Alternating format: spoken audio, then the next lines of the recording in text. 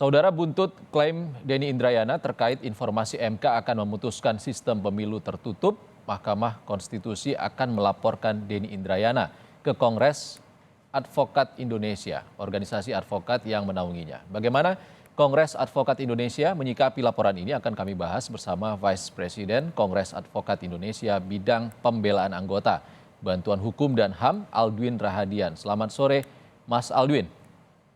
Sore, Mas. Selamat sore. Kita juga Assalamualaikum. berbincang dengan juru bicara Mahkamah Konstitusi Fajar Laksono. Selamat sore Mas Fajar.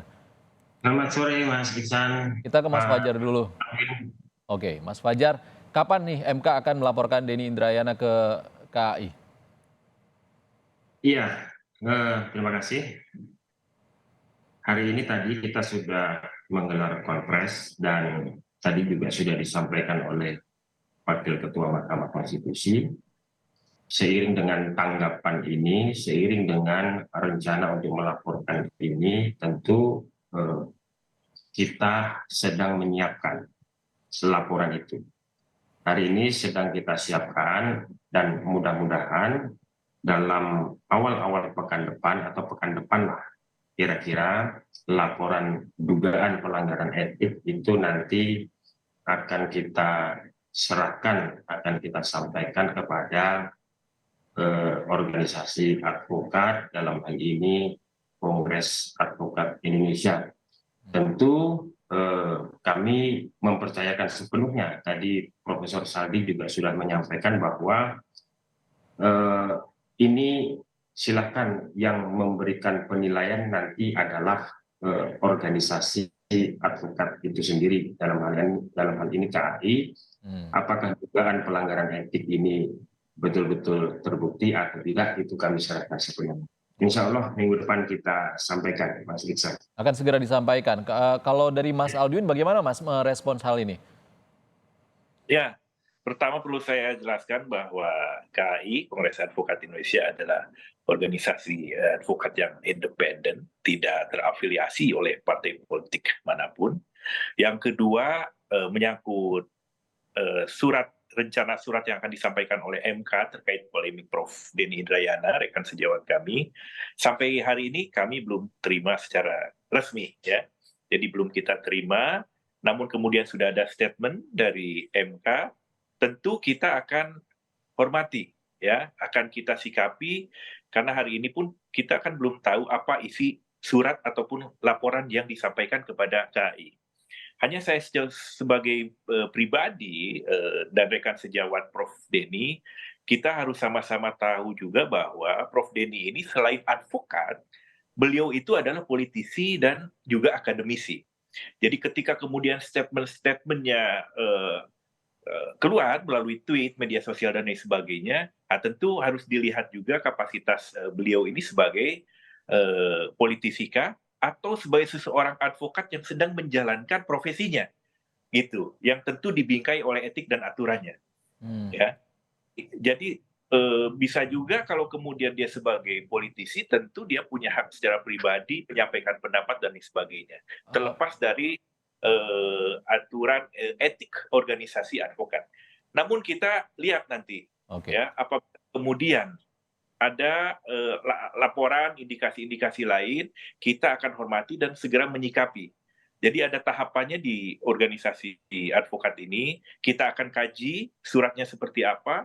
Kalau dalam permulaan awal ada bukti awal yang kemudian arah pada permasalahan etik, maka akan dibentuk majelis etik melalui Dewan Kehormatan. Itu. Tapi kalau kemudian ini kajian ini tidak ada satupun, ya, bukti, ya, dalam hal ini Prof. Denny menjalankan profesi advokat dan menyalahi etik, ya tentu tidak akan lanjut kepada majelis etik melalui Dewan Kehormatan. Itu. Dalam beberapa kesempatan Mas Aldwin, Prof. Denny bilang dia advokat publik saat menyampaikan informasi itu, dugaan bocoran putusan MK itu. Kalau dari Mas Aldwin sendiri melihatnya seperti apa? Posisi dari Denny Indrayana ini sebagai seorang advokat atau seorang politisi saat itu? Ya, beberapa statement yang kami lihat, ada juga beliau sebagai kemudian politisi Demokrat, ya kan, ataupun beberapa statement. Sehingga nanti kita lihat saja, ya, kita juga tidak berandai-andai, surat yang kemudian berikut bukti terkait laporan dari MK. Seperti apa? Tentu ini akan menjadi kajian di Kongres Advokat Indonesia, ya, untuk bahwa posisi Prof. Denny ini dia dalam rangka menjalankan profesi atau bukan. Kalaupun dalam rangka menjalankan profesi advokat, dia sedang mengadvokasi siapa, mendapat kuasa dari siapa dan sebagainya, itu kan harus jelas. Bahwa kemudian dia secara pribadi menyampaikan pendapat statement sebagai seorang politisi, ya itu tentu tidak ada korelasi dengan organisasi advokat. Namun kita hormati kalaupun ada surat, ya, karena sampai hari ini kita belum tahu apa isi laporan ataupun surat dari MK, ya kita nanti akan kaji terlebih dahulu. Hanya tahapannya seperti tadi yang saya sampaikan, bahwa kalau kemudian ada bukti awal, tentu KAI sebagai salah satu organisasi advokat besar di Indonesia, secara profesional kita akan menyikapi, ya, akan membentuk majelis etik melalui Dewan Kehormatan. Nah, di sana kemudian akan ada panel ataupun persidangan. Tapi kalau kemudian di awal, ya, laporan kita tidak temukan apapun menyangkut unsur keprofesian dalam hal menjalankan profesi advokat, ya tentu itu bukan ranahnya Itu organisasi di advokat. luar dari wewenang dari KAI ya. Terima Iya, kasih Pak Salvin. betul, Kita ke Mas. Mas Fajar. Mas Fajar, kalau Ya. Pak Saldi Isra bilang itu pernyataan Denny Indrayana disampaikan sebelum permusyawaratan hakim dilakukan, jadi belum ada putusan. Pertimbangan MK untuk melaporkan Denny Indrayana ini apa dong? Apakah penyebaran hoax? Karena kan bukan rahasia negara artinya. Iya, ya justru karena itulah ketika MK sedang akan membahas atau perkara itu belum dibahas, belum ada keputusan, belum ada pengambilan keputusan, tapi ada seseorang yang mengatakan bahwa ini MK sudah memutus, seolah-olah kan terkesan begitu. Bahkan dengan komposisi atau konfigurasi hakim konstitusinya itu 6 mengabulkan dan 3 menolak, dan kira-kira begitu.